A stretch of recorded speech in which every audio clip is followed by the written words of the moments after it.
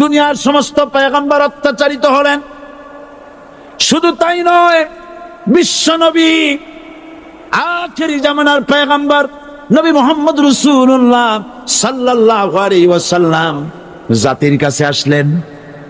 তিনি এসে বললেন, ইয়া আইয়ুহান নাস কুলু লা ইলাহা ইল্লাল্লাহ। প্রথম দাওয়া শুনছেন কথা? রাসূলুল্লাহ বলছেন, ও জাতি, আমার রাসূল তো মক্কার রাসূল না শুধু, মদিনার রাসূল না শুধু, আরবি ভাষা ভাষীদের রাসূল না শুধু, আমার নবী কি নবী? চিল্লায় বলেন।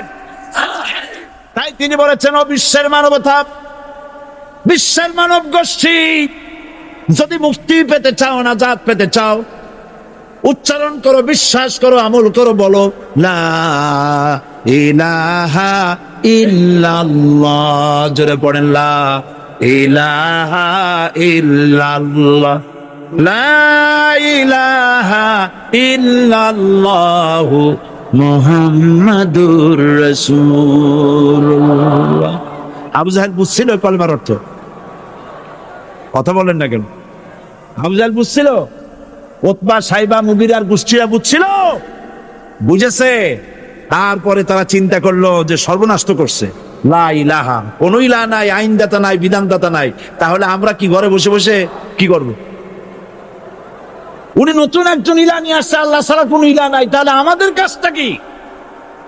প্রথমে তারা চেষ্টা করলো যে একটু দেখি নরম নরম ভাবে হয় নাকি। চলে গেল আবু তালেবের কাছে, আসে না হাদিসে বললো, আবু তালেব, তুমি তো কুরাইশদের নেতা, তোমার ভাইয়ের ছেলে কয়টাই কি?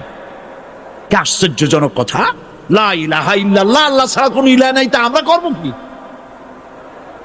তোমার ভাতিজাকে বুঝাও লা ইলাহা ইল্লাল্লাহ দাওয়াত বন্ধ করে দিক, এর বিনিময়ে টাকা লাগে টাকা দেব, সোনা লাগে সোনা দেব, যত সুন্দরী মেয়ে চায় তাও দেব, নেতৃত্ব চায় তাও দেব, তবু যেন কালেমার দাওয়াত না দেয়। আসিনে কা হাদিসে আছে কিনা? নবীজি যখন বাড়ি ফিরলেন, চাচা আবু তালেব নিজের কলিজার টুকরা সন্তান হযরত জাফর আলীর চাইতে তিনি ভালোবাসতেন কলিজার মতো করে মুহাম্মদ সাল্লাল্লাহু আলাইহি সাল্লামকে। বলছে, বাবা, এমন কথা কেন বলো যাতে লোকেরা খেপে যায়? এই কথাগুলি বলো না। ওরা আমার কাছে এই সব প্রস্তাব দিয়ে গিয়েছে। রাসূলুল্লাহ প্রস্তাব শুনে এগ্রি করলেন।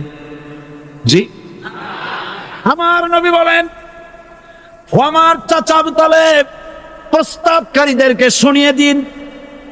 হুজুরের সাথে তখন অনেক লোকজন, নাকি অনেক অস্ত্রপাতি, কিচ্ছু নাই, আল্লাহর শক্তি ছাড়া কিছুই না।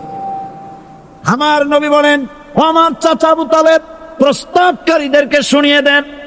যেটা দেওয়া সম্ভব সেটা তো দূরের কথা, যেটা দেওয়া সম্ভব নয় তাও যদি তারা দিতে পারে আমারে, যেমন আকাশের সূর্যটা ধরে এনে ওরা যদি আমার ডান হাতে তুলে দেয়, আকাশের পূর্ণিমার চাঁদটা ধরে যদি বাম হাতে আমার তুলে দেয়, এর বিনিময়ে এক মুহূর্তের জন্য তাওহীদের দাওয়াত আমি বন্ধ করে দেব না।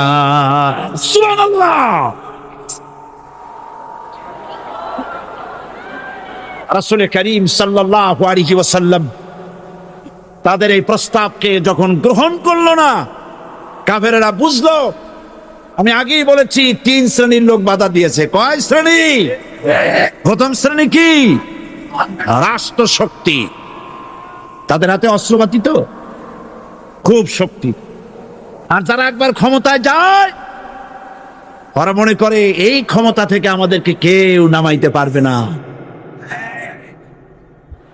বিংশ শতকের শ্রেষ্ঠ মুজাদ্দিদ আল্লামা সৈয়দ আবুল আলা মওদুদী রাহমাতুল্লাহ আলাইহি তিনি এক জায়গায় লিখেছেন, স্বৈরাচারীরা তার পতনের সমস্ত ছিদ্র বন্ধ করে, কিন্তু একটা ছিদ্র বন্ধ করতে পারে না। মনের ভুলে সে ছিদ্রটা থেকেই যায়, যেই ছিদ্র দিয়ে আসলে তার পতনটা হবে।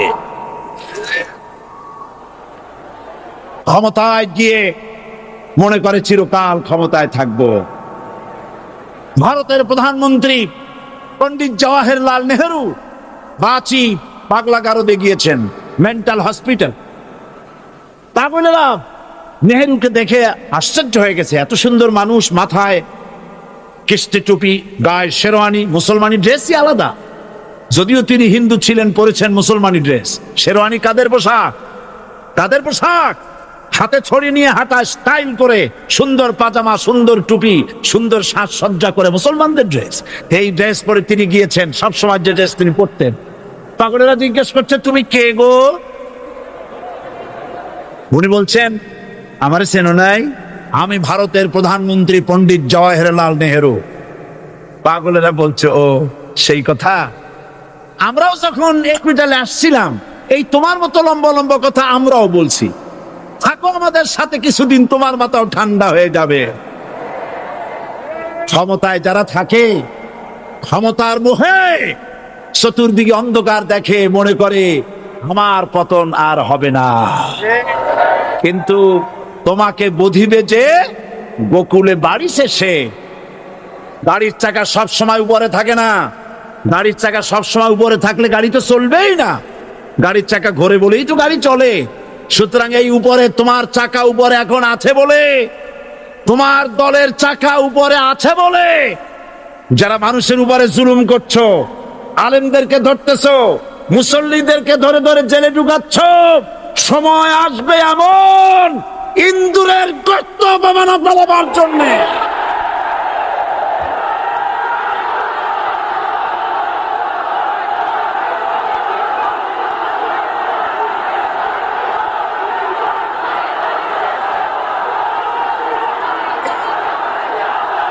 আবু জাহেলের গোষ্ঠী, আবু জাহেলের গোষ্ঠী মনে করেছে সোজা আঙ্গুলে ঘি যখন উঠলো না, আঙ্গুল বাঁকা করতে হবে। শুরু হয়ে গেল অত্যাচার। শুরু হয়েছে না? হযরত সুমাইয়া রাদিয়াল্লাহু তাআলা আনহা কি নির্মম ভাবে, নিষ্ঠুর ভাবে তাকে শহীদ করা হলো। খাব্বাব, হুবাইব, হযরত খাব্বাব রাদিয়াল্লাহু তাআলা আনহুকে দেখে হযরত ওমর একদিন বলছিলেন, খাব্বাব তোমার পিঠে এত গর্ত কেন? এত গর্তওয়ালা পিঠ আর এত চিকুন কোমর আমি তো জীবনেও দেখিনি। হযরত খাব্বাব বলেছেন, ওমর জানো না, ইসলাম কবুল করার অপরাধে, কালেমা পড়ার অপরাধে কাফির বেঈমানেরা আমাকে মারধর করেছে। যখন আমি তাদের মারে কালেমা ছাড়ি নাই, তখন আগুন জ্বালায়া আগুনের আংটার উপরে, আংটা আগুনের উপরে আমাকে চিৎ করে শোয়ায়া, আমি যেন নড়াচড়া করতে না পারি সেজন্য আমার বুকের উপরে পাথর চাপা দিয়া রেখেছে। আগুনে গোশত পুড়ে পুড়ে আগুন ভিতরে ঢুকেছে, গায়ের রক্ত আর চর্বি গলে গলে পড়ে আগুনগুলো নিবেছে। ওই পিঠে যে গর্ত হয়েছে আজও পর্যন্ত সেই গর্ত মিটে যায় নাই। হযরত খাব্বাব রাদিয়াল্লাহু তাআলা আনহু বলছেন, বুখারী শরীফে হাদিসে ভাবে এসেছে, ওয়ান খাব্বাব বিনুল আরিত রাদিয়াল্লাহু তাআলা আনহু আন্নাহু قال শাকাউনা ইলা রাসূলিল্লাহি সাল্লাল্লাহু আলাইহি ওয়াসাল্লাম ওয়া হুয়া মুতাওয়াসসাদুন বুরদাতুন লাহু ফি জিল্লিল কাবা। আমি গেলাম রাসূলুল্লাহর কাছে, যে দেখি হুজুর বাইতুল্লাহ শরীফের ছায়ায় আর মা আরাম ফরমাচ্ছেন। আমি কাছে গিয়া বললাম, আলা তাস্তানসিরু লানা, আলা তাদউ লানা ইয়া রাসূলুল্লাহ। হে রাসূল, আপনি কি আমাদের জন্য দোয়া করবেন না? আপনি কি আমাদের জন্য আল্লাহর কাছে সাহায্য প্রার্থনা করবেন না? মার খেয়ে খেয়ে তো শেষ হয়ে গেলাম। শুনতেছেন আপনারা? আল্লাহর নবী উঠে বসলেন, বললেন, খাব্বাব শোনো, তোমাদের আগে যারা এই পৃথিবীতে এসেছিলেন দ্বীনের দাওয়াত দেওয়ার জন্য, সমকালীন রাষ্ট্র শক্তি তাদেরকে ধরতো, ফায়ুখাজুর রাজুলু ফায়ুহফারু লাহু ফিল আরদ, তার জন্য তারে ধরে নিয়া মাটির মধ্যে গর্ত করত, ফায়ুজআলু ফিহা, এরপরে সেই গর্তের ভিতরে তাকে কোমর পর্যন্ত গেড়ে দিত। সুম্মা ইউতা বিল মানশার, এরপরে করাত আনা হতো, ফায়ুদাউ আলা রাসিহি, এরপরে করাতটা মাথার উপরে রাখা হতো, ফায়ুজআলু নিসফাইন, এরপরে করাত দিয়া চিরে চিরে জীবিত মানুষটাকে দ্বিখণ্ডিত করে ফেলে দিত। মা ইয়াসুদ্দুহু যালিকা আন দীনি, এত কষ্ট দেওয়ার পরেও, এত জুলুম করার পরেও দ্বীনের দায়ীদেরকে এক চুল পরিমাণ আল্লাহর রাস্তা থেকে তারা সরাই দিতে পারে নাই। ওয়াল্লাহি, ও খাব্বাব, আমি আমার আল্লাহর নামে কসম করি। ও মুসলমান, কে কসম করতেছে? আল্লাহ রাসূল। আমি আমার আল্লাহর নামে কসম করি, ওয়াল্লাহি লা ইউতাম্মান্নাল্লাহু হাদাল আম হাত্তা ইয়াসির রাকিবু মিন সানা ইলা হাযরামাউত। সেদিন বেশি দূরে নয়, ইয়েমেনের রাজধানী সানা থেকে শুরু করে সৌদি আরবের হাযরামাউত পর্যন্ত হাজার হাজার মাইল এই দীর্ঘ পথে যুবতী নারী তার সৌন্দর্যের পশ্চা নিয়া, আর ধনাঢ্য ব্যক্তিরা, সওদাগরেরা তাদের টাকা পয়সা নিয়া একাকে নিয়ে অথবা দলবদ্ধ ভাবে মানুষেরা যাতায়াত করবে। লা ইয়াখাফু ইল্লাল্লাহ, মানুষের মনের মধ্যে কোনো ভয় থাকবে না।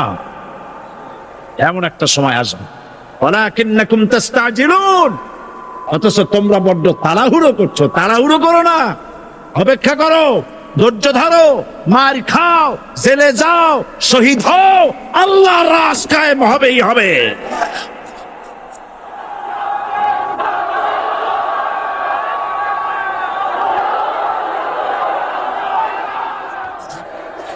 বিল্ডিং থেকে শিক্ষা গ্রহণ করুন। বিল্ডিং, ইমারত, দালান থেকে শিক্ষা গ্রহণ করুন। এই যেটা দালান আছে না পাশে, দেখতে পাচ্ছেন? এই দালান কি দিয়ে তৈরি করা হয়েছে বলেন? ইট। সমস্ত ইটেরা যদি ধর্মঘট করত, আমরা কেউ মাটির তলায় যাব না, কেউ আমরা আগুনে পুড়ে ঝামা হব না, পিক হব না, কেউ আমরা টুকরা টুকরা হব না, সবাই থাকবো উপরে উপরে, তাহলে কি দালান হইতো নাকি? এই বিল্ডিং নির্মাণ করতে গিয়া ইটের যে স্যাক্রিফাইস, হাজার হাজার ইটকে পিক হতে হয়েছে, পুড়ে যেতে হয়েছে, খোয়া হতে হয়েছে, ভেঙে টুকরা টুকরা হয়ে 50 ফিট মাটির নিচে যেতে হয়েছে, তারপরে ইমারত গঠন হয়েছে, সুন্দর দালান তৈরি হয়েছে। যারা ইসলামী শাসন চান, আল্লাহর দ্বীনকে বিজয়ী দেখতে চান, তাদেরকে অসংখ্য মানুষকে পোড়া ইটের মতো জেলখানায় পুড়ে পুড়ে মরতে হবে, অসংখ্য মানুষকে ফাঁসির কাস্তে ঝুলতে হবে, গায়ের রক্ত দিতে হবে, শহীদ হতে হবে, তারপরে ইসলামের ইমারতটা কায়েম হয়ে যাবে।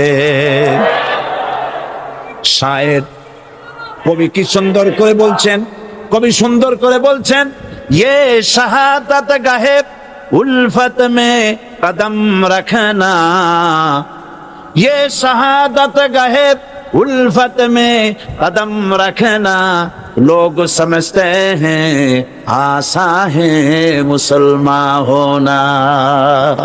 মানুষেরা মনে করে মুসলমান হওয়া খুব সহজ জিনিস। না, মুসলমান হওয়ার অর্থ হলো শাহাদাতের ঈদগাহে শামিল হয়ে যাওয়া।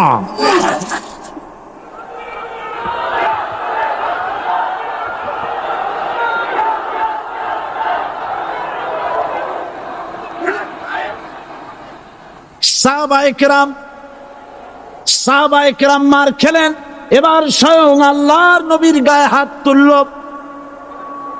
আবু জাহেল এসে হুজুরকে মারলেন, গলায় চাদর দিয়া এমন জোরে টান মেরেছে, রাসূলুল্লাহ পড়ে গিয়েছেন। হাদিসে এসেছে হুজুরের চোখ মোবারক ঠিকরে পড়ে যেতেছে, চেহারা মোবারক লাল হয়ে গিয়েছে, জমিনের উপরে আছাড় মেরে ফেলেছে। রাসূলের এই অবস্থা দেখে হযরতে হামজা তখনও কাফের ছিলেন, শিকার থেকে এসে তিনি এই দৃশ্য দেখলেন, দাসীর মুখে শুনলেন, ছুটে চলে গেলেন আবু জাহেলের বাড়িতে। যায় বলে, আবু জাহেল রে, তুই মুহাম্মদ সাল্লাল্লাহু আলাইহি ওয়াসাল্লাম মেরেছিস, বল কেন মারলি? এমন ভালো মানুষ তো জীবনে চোখে দেখি নাই, যিনি কোনো মিথ্যা কথা বলেন না, ভালো ভালো কথা বলেন, এক আল্লাহর গোলামি করার জন্য বলেন।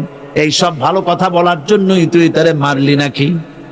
আরে আবু জাহেল, তুই কি মনে করেছিস মুহাম্মদ সাল্লাল্লাহু আলাইহি ওয়াসাল্লাম তার পিতা আব্দুল্লাহ মারা গেছে বলে মুহাম্মদ সাল্লাল্লাহু আলাইহি ওয়াসাল্লাম এতিম হয়ে গেছে মনে করেছিস নাকি? জেনে রাখ, মুহাম্মদ সাল্লাল্লাহু আলাইহি ওয়াসাল্লামের পিতা আব্দুল্লাহ মারা গেছে, কিন্তু চাচা হামজা তো মরে যায় নাই।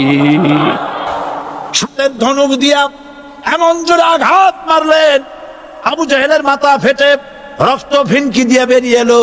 হযরতে হামজা ঘরে ফিরে এসে রাসূল করিম সাল্লাল্লাহু আলাইহি ওয়াসাল্লামের মস্তক মুবারক কোলে উঠাই নিলেন আর বললেন, বাবা তোমাকে মেরেছে বলে আমি আবু জাহেলের মাথাটা ফাটাই দিয়ে আসছি, তুমি খুশি হও। হুজুর বলছেন, চাচা কার মাথা ফাটাইছো এইটা বলে আমারে খুশি করতে পারবা না। হযরত হামজা বলেন, তুমি কি হলে খুশি হবে? হুজুর বলেন, হামজা চাচা গো, আমি খুশি হব যদি একটিবার চাচা তোমার মুখে শুনতে পাই ইমানের কালেমা। হযরত হামজা বলেন, মুহাম্মদ সাল্লাল্লাহু আলাইহি ওয়াসাল্লাম, আমি বুঝতে পেরেছি তুমি কোন সাধারণ মানুষ নয়। সাধারণ মানুষ হলে পরে তুমি প্রতিশোধে বিশ্বাসী হতে, খুশি হতে। প্রতিশোধে বিশ্বাসী হও নাই, তুমি অবশ্যই আল্লাহর নবী, কোনো সন্দেহ আমার নাই। তুমি সাক্ষী থাকো, আমি পড়ে নিলাম লা ইলাহা ইল্লাল্লাহু মুহাম্মাদুর রাসূলুল্লাহ। জোরে লা ইলাহা ইল্লাল্লাহু মুহাম্মাদুর রাসূলুল্লাহ। ঘাবড়াবার কারণ নাই।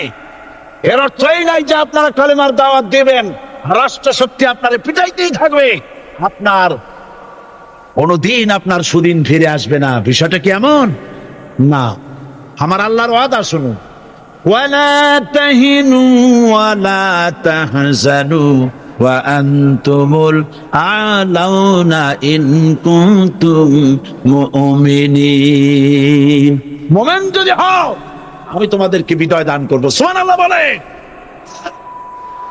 আজ যদি আমাদের উপরে বিপদ এসে থাকে তাহলে তার একমাত্র কারণ পূর্ণাঙ্গ ঈমানের অভাব আমাদের মধ্যে রয়েছে, ঠিক কিনা? আজ পৃথিবীতে সব থেকে মার খায় কারা? চিল্লায় বলো। আলজেরিয়ায় কারা? বসনিয়ায় কারা? চেচনিয়ায় কারা? প্যালেস্টাইনে কারা? আহা, প্যালেস্টাইনের মুসলমানদেরকে মারি মেরে শেষ করে দিল। দেখছেন ছবিতে না দেখেননি?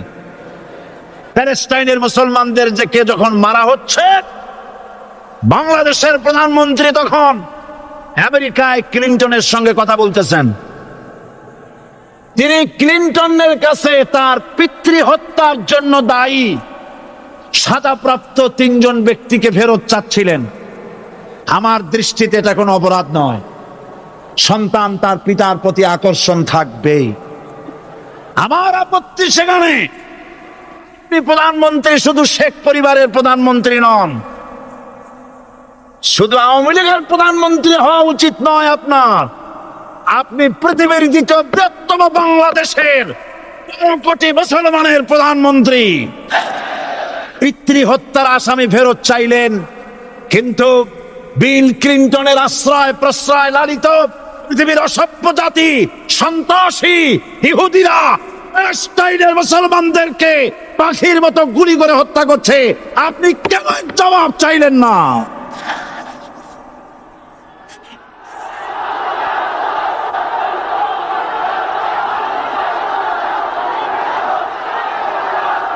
জবাব জবাব আপনি চাইতে পারবেন না, কারণ মুনাফিকদের সাহস হয় না, সাহস হয় মুমিন ব্যক্তি। বিল ক্লিনটনকে বলা দরকার ছিল, এই ইসরায়েলকে তোমরাই বসিয়েছো, মধ্যপ্রাচ্যের বিষ ফোড়ায় পরিণত করেছো তোমরা। তবে হ্যাঁ, জুরিবাত আলাইহিমুয যিল্লাতু ওয়াল মাসকানা ওয়া বাউ বিগাযাবিন মিনাল্লাহ। আল্লাহর গজব আসবে, ইহুদিরা পৃথিবী থেকে নিশ্চিহ্ন হবেই হবে ইনশাআল্লাহ। দেখেছেন তাকায়া প্যালেস্টাইনে ইসরায়েলিরা হেলিকপ্টার, গানশিপ, কামান, বোমা নিক্ষেপ করছে, আর প্যালেস্টাইনের শিশু কিশোর যুবকেরা ইহুদিদের নিক্ষিপ্ত বোমা আর কামানের মোকাবেলা করতেছে পাথর দিয়ে। আমি আমার অন্তরের অন্তঃস্থল থেকে ধন্যবাদ জানাই, মোবারকবাদ জানাই খালিদ বিন ওলীদের উত্তরসূরি, খাব্বাব খোবাইবের উত্তরসূরি প্যালেস্টাইনের ওই সব যুবকদেরকে যারা কাফের বেঈমান ইহুদিদের মোকাবেলা করতেছে ইট আর পাথর দিয়ে। আর আমি আমার অন্তরের অন্তঃস্থলের সমস্ত ঘৃণা দিয়ে আমি ধিক্কার জানাই পৃথিবীর মুসলিম শাসকদেরকে, যারা মুসলমানদের মার দেখে চুপ করে যারা বসে আছে।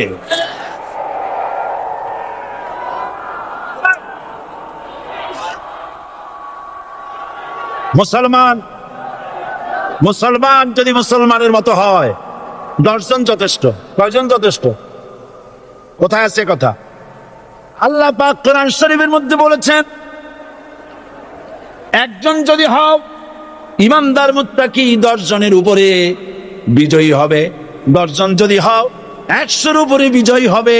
100 যদি হও 1000-এর উপরে বিজয়ী করব। জোরে বলেন সুবহানাল্লাহ। কবি বলতেছেন, ফিজায়ে বদরে পয়দা কুন ফেরেশতে তেরি নুসরত কো উতর সকতে গর্দু সে কতর অন্দর কতর আবি। বদরের মুসলমানদের মতো ঈমান আনো, তাহলে আকাশ থেকে কাতারে কাতারে ফেরেশতা নাজিল করে দিয়ে আল্লাহ পাক তোমাদেরকে সাহায্য করবেন। সুবহানাল্লাহ। সে আল্লাহ আছে না নাই? জোরে বলেন, আছে না নাই?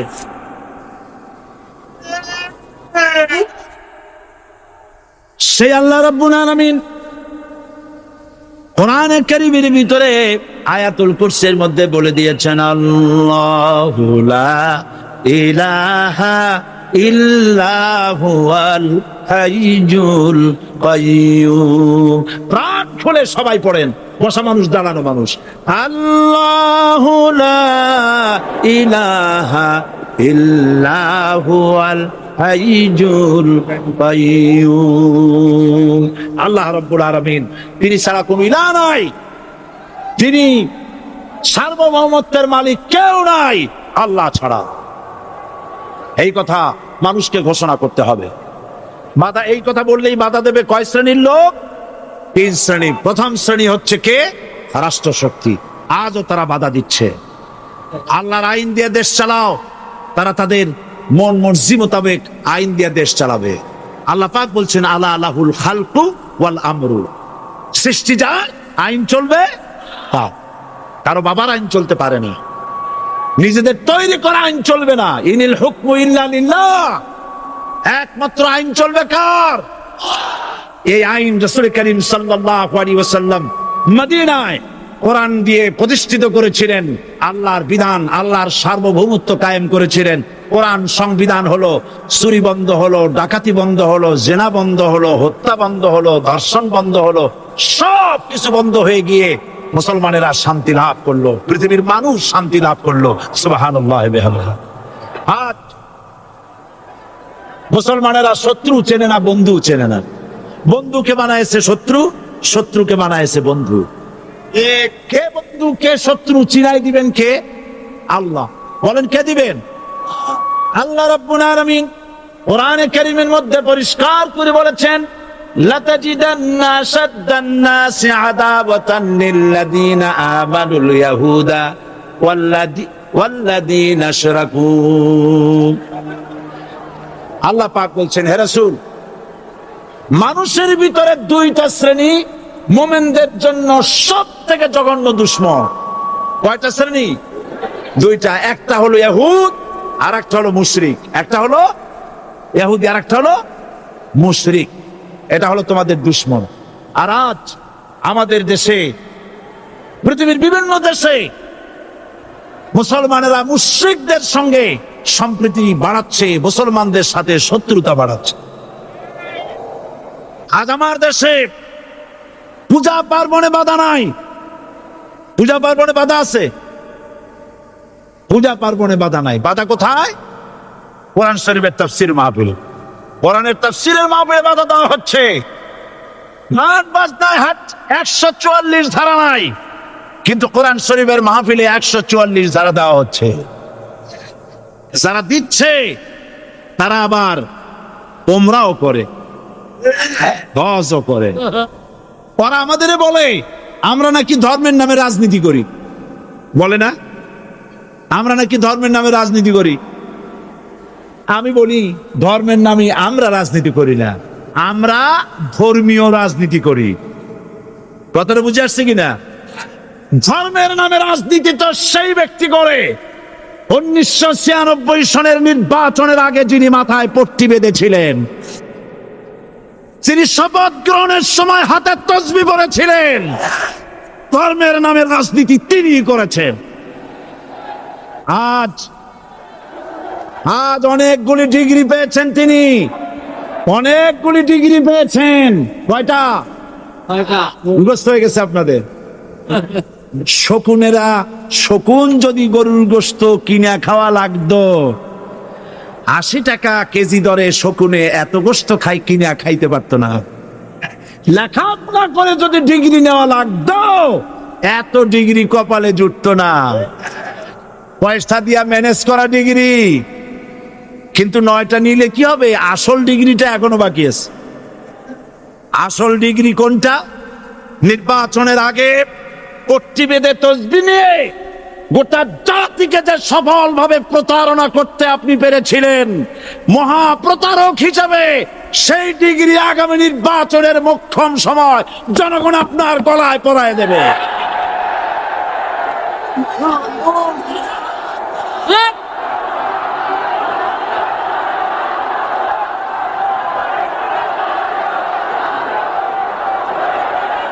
সুতরাং ধর্মের নামে রাজনীতি নয়, আমরা ধর্মীয় রাজনীতি করি, আমরা এই কোরআনের রাজনীতি করি। এই কোরআন নিয়ে বাঁচতে চাই, এই কোরআন নিয়ে মরতে চাই। এই কোরআন থেকে আমাদেরকে বিচ্ছিন্ন করতে চায় কাফের, বেঈমান, মুশরিকেরা। ও আমার জাতি, কোরআন থেকে যারা বিচ্ছিন্ন করতে চায়, তোমরা কি তাদের বিরুদ্ধে জিহাদের জন্য প্রস্তুত থাকবে?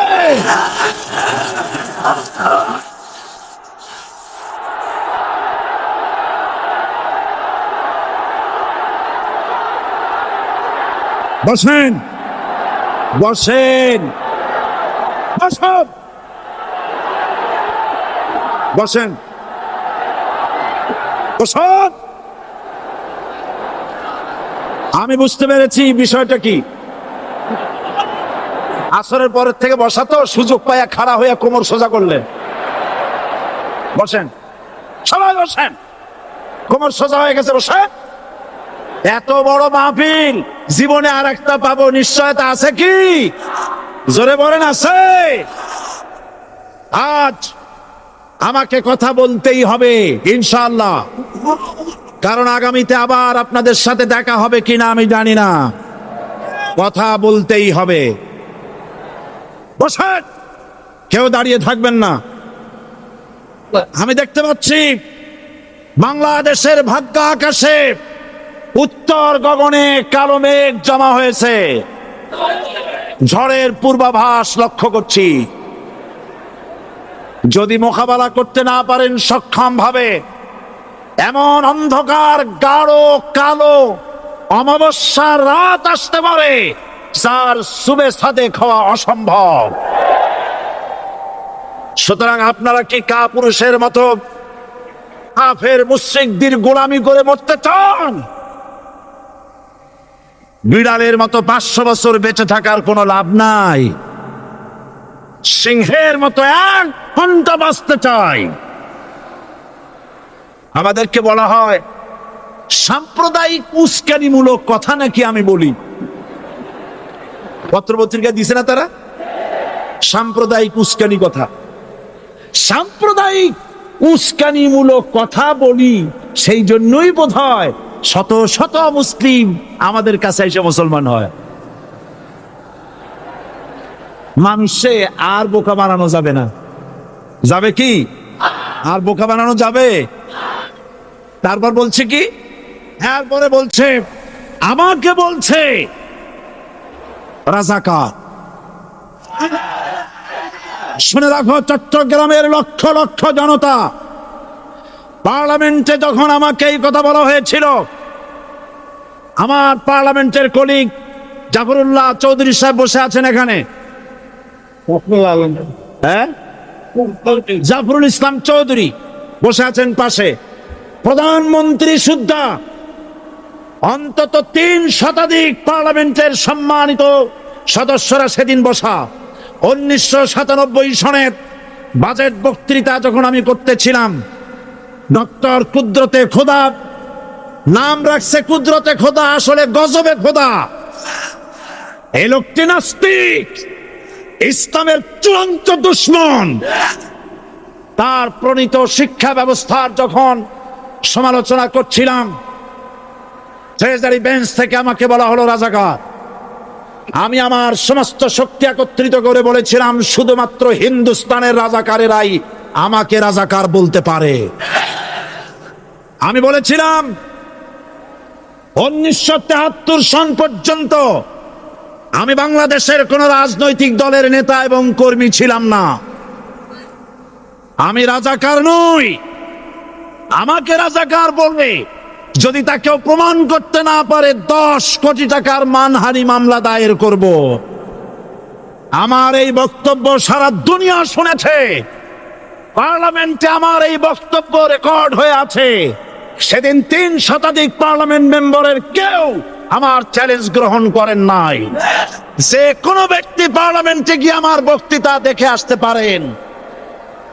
এরপরে 1997 সনের 7ই অক্টোবর দৈনিক জনকণ্ঠ পত্রিকা যখন আমার বিরুদ্ধে লিখলো, সেই পত্রিকায় সাইদির ওপেন চ্যালেঞ্জ 8ম পাতা, 1997 7ই অক্টোবর, এত বড় 2 কলামে হেডিং। সেখানে আমি বলেছি, বাংলাদেশের সকল সাংবাদিক, গোয়েন্দা বিভাগ, বাংলাদেশের সকল বুদ্ধিজীবীকে আমি আমার পিরোজপুরে আমন্ত্রণ করছি। আমার উপস্থিতিতে যদি কেউ প্রমাণ করতে পারে বাংলাদেশের স্বাধীনতা যুদ্ধের বিরুদ্ধে আমার কোনো ভূমিকা ছিল, সজ্ঞানে স্বেচ্ছায় জাতীয় সংসদের সদস্য পদ থেকে পদত্যাগ করব। 3 বছর পার হয়ে গেছে, আজ পর্যন্ত কেউ এই চ্যালেঞ্জের মোকাবেলা করে নাই। সুতরাং আমাকে যারা রাজাকার বলবে তারা পিতৃ পরিচয়হীন অবৈধ সন্তান। 1971 সনের, শোনো মুসলমানেরা, 1971 সনের কোন কাদা সাইদির গায়ে লাগে নাই। আমাকে রাজাকার বলে জনগণ থেকে বিচ্ছিন্ন করবা, জনগণ থেকে আমারে বিচ্ছিন্ন করা যাবে না। কারণ এই জনগণ আমার জন্য আসে না, এই জনগণ আসে আল্লাহ কোরআনের জন্য।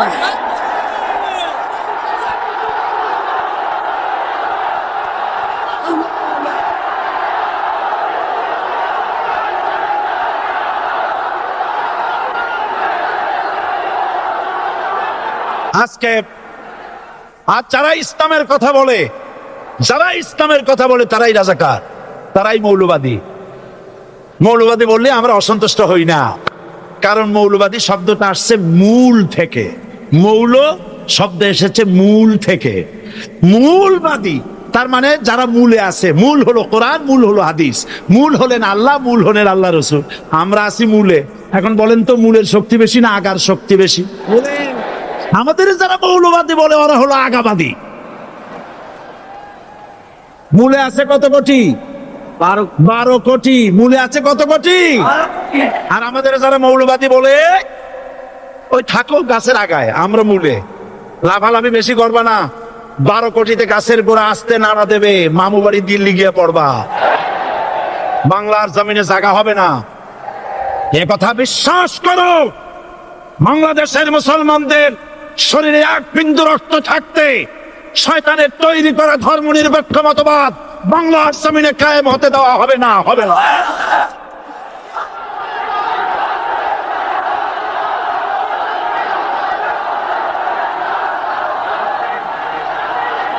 রাসূল করিম সাল্লাল্লাহু আলাইহি ওয়াসাল্লাম কোরআন প্রতিষ্ঠার জন্য আন্দোলন করেছিলেন। আয়াতুল কুরসি আমাদের সে কথাই শিখেছে। আল্লাহ রাব্বুল আলামিন বলেন, আল্লাহু লা ইলাহা ইল্লা হুয়াল হাইয়ুল কাইয়্যুম। প্রাণ খুলে পড়েন, আল্লাহু লা ইলাহা ইল্লা হুয়াল হাইয়ুল কাইয়্যুম। আল্লাহ হচ্ছেন তিনি, যিনি ছাড়া কোনো ইলাহ নাই, আইনদাতা নাই, বিধানদাতা নাই। আমরা মানুষের তৈরি করা আইন মানি না। 12 কোটি মুসলমানের দেশে আইন তৈরি করবে মানুষ, আমরা মানব না। পার্লামেন্টে তৈরি হতে হবে কোরআন দিয়ে, পার্লামেন্টে আইন তৈরি হতে হবে কোরআন দিয়ে। সুতরাং ভয় যতই পান আর যতই ষড়যন্ত্র করেন, চার দল যখন একত্রিত হয়েছে, ঐক্যবদ্ধ থাকবে, সরকার ঐক্যবদ্ধভাবে গঠন হবে, নির্বাচন ঐক্যবদ্ধভাবে হবে এবং কোরআন হবে, আল কোরআনের পার্লামেন্ট হবে বাংলাদেশে।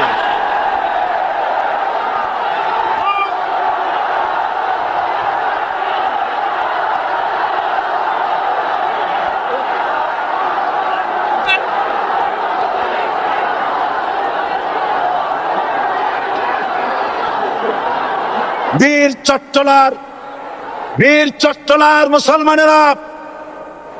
চট্টলার মুসলমানেরা স্বাধীনতার ঘোষণা এই চট্টগ্রাম থেকে, স্বাধীনতার মহান ঘোষক প্রেসিডেন্ট জিয়াউর রহমান সাহেব দিয়েছিলেন। এই চট্টগ্রাম থেকেই ইসলামী রাষ্ট্রের ঘোষণা হবে।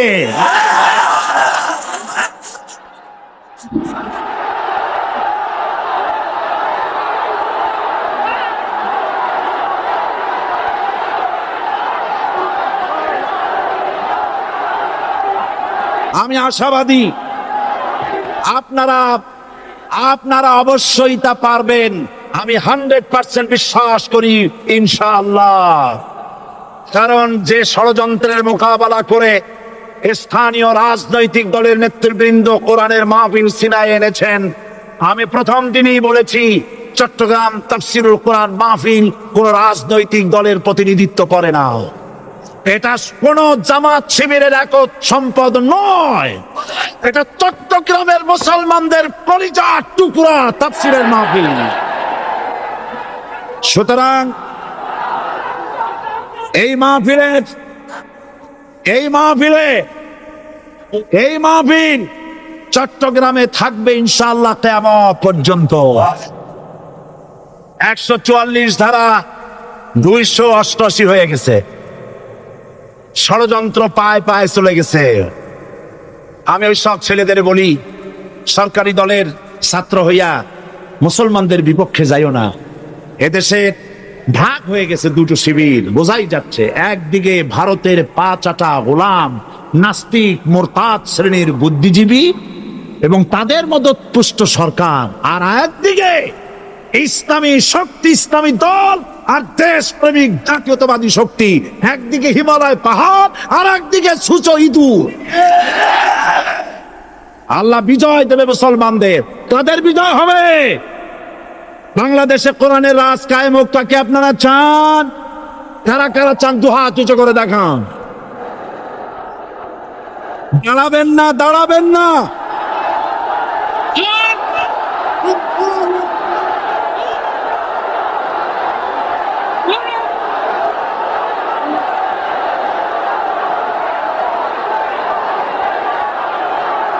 বসুন,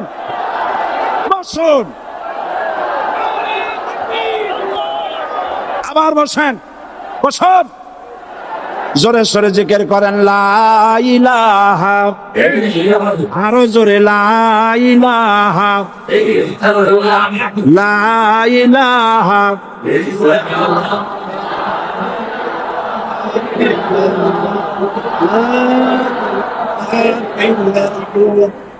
লা ইলাহা ইল্লাল্লাহ, লা ইলাহা, লা ইলাহা ইল্লাল্লাহ মুহাম্মাদুর রাসূলুল্লাহ। যারা যেখানে দাঁড়িয়েছেন বসুন। 3 শ্রেণীর লোকেরা আল্লাহর কালেমায় বাধা দিয়েছে। কয় শ্রেণী? একটা হলো রাষ্ট্রশক্তি, 2 নম্বরে মনে আছে ধনাঢ্য পুঁজিপতির গোষ্ঠী, ওরাও বাধা দিয়েছে। কারণ ইসলামকে বলা হয় পুঁজিবাদের আশ্রয়স্থল। নাউজুবিল্লাহ। সর্বপ্রথম ইসলাম কবুল করেছে কারা? ধনীরা না গরিবরা? তারা গরিবেরাও।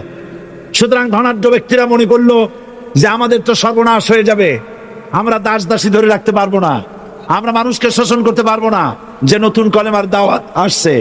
সুতরাং সরকারের হাতকে তারা পয়সা দিয়া শক্ত করেছে আর বলেছে যত টাকা লাগে এই লোকগুলারে ঠ্যাঙ্গান।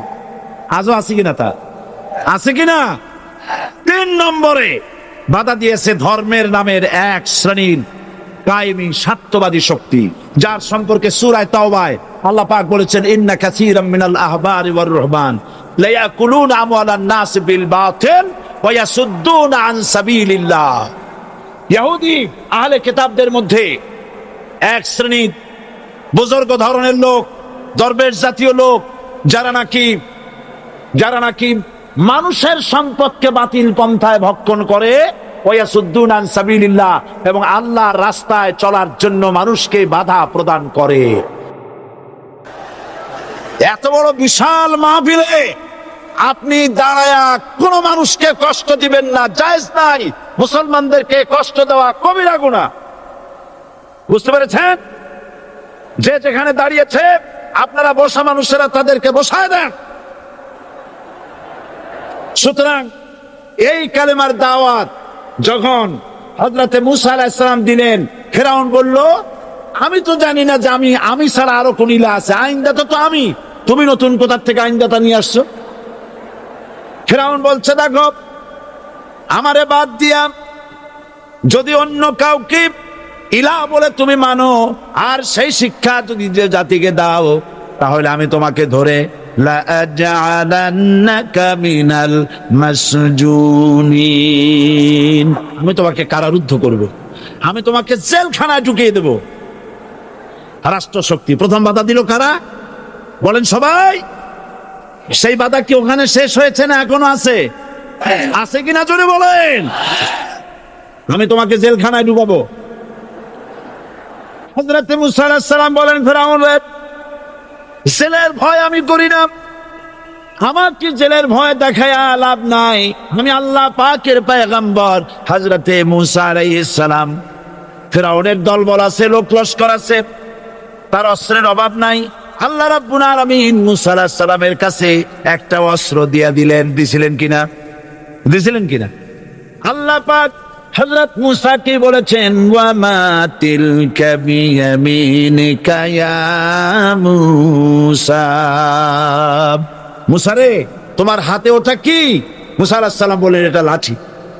আল্লাহ পাক বললেন ফেলে দাও লাঠি। লাঠি ফালায় দিলেন, কি হয়ে গেল?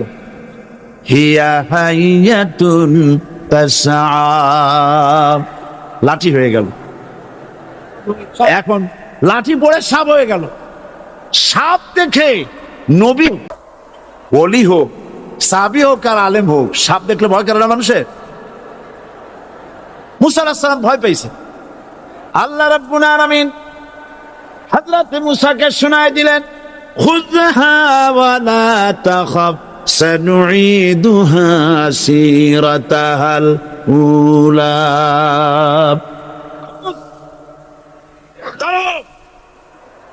লা তাখাফ, ভয় পেও না।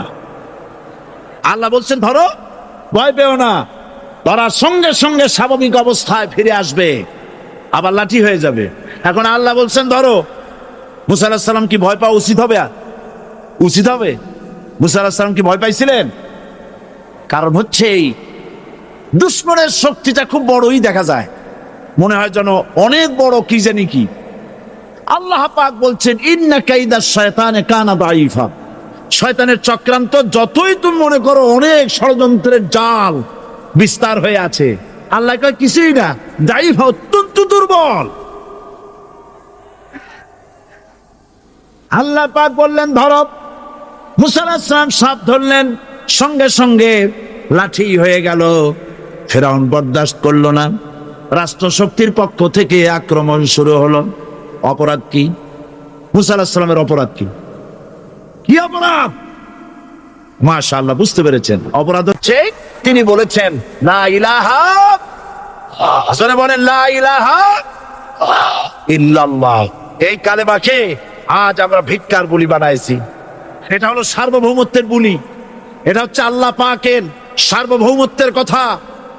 আজ আমরা মানুষের কাছে আমরা শুনি, মানুষেরা ভিক্ষা চায়, লা ইলাহা ইল্লাল্লাহ, এক মুঠ চাউল দেন, লা ইলাহা ইল্লাল্লাহ 10 খান পাই দেন। এই হচ্ছে কালেমার জিকির। আবার কেউ কেউ জিকির করতেছে লা ইলাহা আস্তে, ইল্লাল্লাহ জোরে, এমন জোরে কলব সাফ করে, কলব তাতে থাকলেও পারে গেলেও পারে। এই কালেমার সার, এর আঘাত পয়গম্বররা মেরেছেন। হযরত মূসা আলাইহিস সালাম যখন বলেছেন লা ইলাহা ইল্লাল্লাহ, এই ধাক্কা ফেরাউন বরদাশত করতে পারে নাই। দরিয়ায় নীলের ভিতরে আল্লাহ পাক ডুবাইয়ে শেষ করে দিয়েছেন, দেন নাই? হযরত মূসা আলাইহিস সালাম তার উম্মতেরা দরিয়ার পাশে বসে দ্বীনি কথাবার্তা বলতেছেন। এমন সময় ফেরাউন, তার শত্রু হচ্ছে মূসা আলাইহিস সালাম। শত্রু কেন? মূসা কি ফেরাউনের পাকা ধানে মই দিয়েছে নাকি? বলেন আপনারা। তার হালের গরু পিটায় মারছে নাকি? অপরাধ হলো তিনি আল্লাহর জমিনে আল্লাহর আইন প্রতিষ্ঠার কথা বলেছেন। এই শুধুমাত্র এই অপরাধে ফেরাউন তার দলবল নিয়ে 3 দিক থেকে আক্রমণ করেছে। মূসা আলাইহিস সালামের উম্মতেরা ভয় পেয়ে গেছেন। তারা বলছেন ইন্না লামুদরাকুন, আমরা পাকড়াও হয়ে গেছি। 3 দিকে সাড়াশি আক্রমণ, 3 দিকে শত্রু, একদিকে দরিয়া, পালাবার রাস্তা আছে? হযরত মূসা আলাইহিস সালাম ভয় পেয়ে গেলেন, সারেন্ডার করলেন। হযরত মূসা আলাইহিস সালাম বললেন কাল্লা, কখনো নয়, ভয় পাওয়ার কোনো কারণ নাই। রব্বি সায়াহদিন, অবশ্যই আমার রব আমার জন্য রাস্তা করে দিবেন। ভয় পাইও না, আমার রব রাস্তা করে দিবেন। আল্লাহ রাব্বুল আলামিন হযরত মূসা আলাইহিস সালামকে অর্ডার করলেন, হাতের লাঠি দিয়া দরিয়ার উপরে আঘাত করো। হযরত মূসা আলাইহিস সালাম দরিয়ার উপরে আঘাত করলেন। রাস্তা ছিল দরকার একটার, এক বাড়িতে আল্লাহর হুকুমে লাঠি দিয়ে একটি আঘাত করার সঙ্গে সঙ্গে হযরত মূসার তার সঙ্গী সাথী দরিয়া পার হওয়ার জন্য দরিয়ার মধ্যে দিয়ে আল্লাহ 12টা রাস্তা পয়দা করে দিলেন। সে আল্লাহ আছে না নাই? এত আসতে বলেন কেন? ভয় পাওয়ার কারণ আছে। রাষ্ট্র শক্তি বাধা দিয়েছে সমস্ত নবীদেরকে। কেন? নবীদের চরিত্র খারাপ? জোরে বলে, নবীদের চরিত্র খারাপ? নবীদের চাইতে মাসুম বেগুনাহ উন্নত চরিত্রের মানুষ আল্লাহর আকাশের নিচে জমিনের উপরে আর হয় নাই। তোমরা যে সামনে তাদের পিছনে দৌড়াও, অমুকের সৈনিক, নেতা নেতা করে মরো, এইসব নেতা যাদের পিছনে দৌড়াও, এই নেতাগুলি, আমি জিজ্ঞেস করি আপনাদেরকে, এই নেতাগুলি জীবনে একবারও জেনা করে নাই? এ ব্যাপারে অনুসারীরা আপনারা কি নিশ্চিত?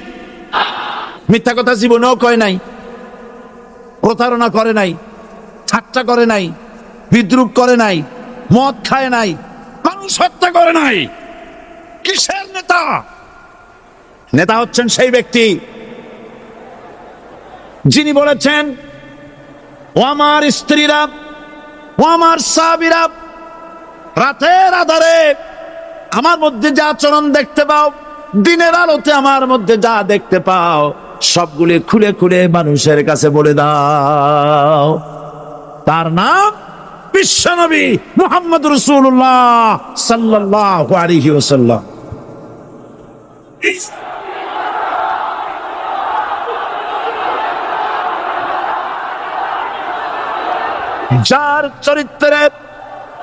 যার চরিত্রের সার্টিফিকেট আল্লাহ রাব্বুল আলামিন নিজে দিচ্ছেন, ওয়া ইন্নাকা লাআলা খুলুকিন আযীম। নবী হে, উন্নত চরিত্রের উপরে আপনি প্রতিষ্ঠিত। সুবহানাল্লাহ। কে সার্টিফিকেট দিচ্ছেন? আযীম, আযীম। আরবিতে চওড়াকে বলা হয় আরিদ, গভীরতাকে বলা হয় আমিক। কত প্রশস্ত, যা মাপার কোনো ফিতা নাই। কত গভীর, যা মাপার কোনো যন্ত্র নাই। এইটাকে আরবিতে বলা হয় আজিম। সুবহানাল্লাহ বলতে ইচ্ছে করে না? ও নবী, তোমার চরিত্র এমন যা মাপার মতো যন্ত্র পৃথিবীতে নাই। এই সার্টিফিকেট দিলেন কে? সমস্ত নবীরাই চরিত্রবান, নবীরা মাসুম বেগুনাহ। সুবহানাল্লাহ ওয়া বিহামদিহি। সেই নবীরা মার খান নাই? খেয়েছেন কিনা বলে? কারা মেরেছে? রাষ্ট্র শক্তি। কারণ মেরেছে, কারণ নবীরা বলেছেন লা ইলাহা ইল্লাল্লাহ। পড়েন সবাই লা ইলাহা ইল্লাল্লাহ। আপনিও যদি নবীদের মতো সাহাবীদের মতো বুঝা এই কলেমার দাওয়াত দেন, বাধা আসবেই। বোঝাবুঝির ব্যাপার, বুঝতেই সারলো। কত মাহফিল হয় বাংলাদেশে, হয় না? কোনো বাধা নাই, ঠিক কিনা? কত পূজা হয়, পার্বণ হয়, গান হয়, থিয়েটার হয়, গুণাগার বিবির গান হয়, কত কিছু হয়। কোনো বাধা আছে? তাফসীরের মাহফিলে বাধা।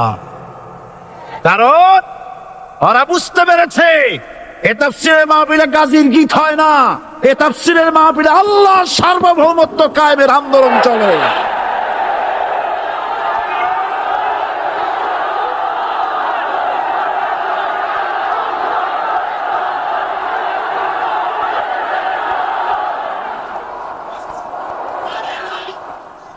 এবার দেখুন, এবার কলেমা বোঝেন, কালেমা বুঝুন।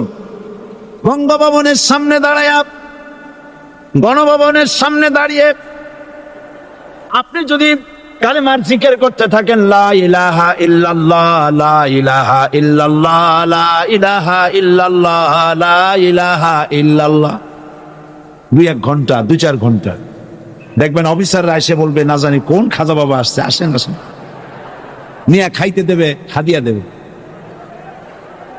যেহেতু যিনি পড়তেছেন উনি বোঝেন না কি বলতেছে, আর যারা দাওয়াত দিয়ে নিয়ে গেল ওরা টের পাই নাই যে কি শুনে দাওয়াত দিতেছে। কিন্তু আপনি যদি বঙ্গভবন, গণভবন, সেক্রেটারিয়েট আর পার্লামেন্ট এর ভিতরে ঢুকে যদি বলেন কোন মানুষের তৈরি করা আইন মানি না, কোন সরকারের সার্বভৌমত্ব স্বীকার করি না, কারো বিধান মানি না, কারো তৈরি করা আইনের সামনে মাথা নত করি না, আল্লাহ ছাড়া কারো বিধান মানি না, হাদিয়া আসবে, খাইতে দেবে, পকেটে টাকা দেবে, খাওয়াবে এক জায়গায় নিয়ে। কোন জায়গায়? লাল দালান। বোঝাবুঝি দাওয়াত দিয়েছেন আয়াতুল কুরসি ফরজ নামাজ পড়িয়া দেখছি অনেকেই জামার বুতাম টুতাম ফুলিয়া তারপরে জোরে একটা ফু দেয়। অসুবিধা নাই, ফু আপনি দেন, কিন্তু কি পড়ে ফু দিচ্ছেন আপনি কি বুঝছেন কিছু? সুবহানাল্লাহ। বুঝলি কি এই চেহারা হয়? এতগুলো মানুষ লাগে নাকি বিপ্লব করতে, কালেমার রস কায়েম করতে? 313 জন মুসলমান যথেষ্ট পৃথিবীতে।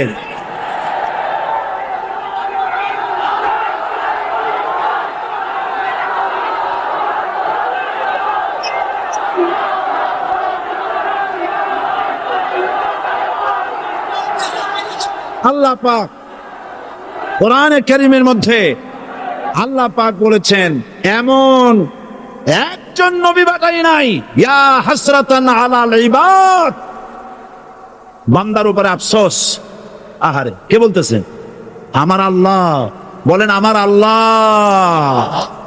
তিনি আফসোস করছেন, আফসোস একজন পয়গম্বর এমন পাঠাইলাম না, একজন রাসূল পাঠাইলাম না যার সাথে এরা ঠাট্টা করে নাই, বিদ্রুপ করে নাই, পাগল বলে নাই, মারে নাই।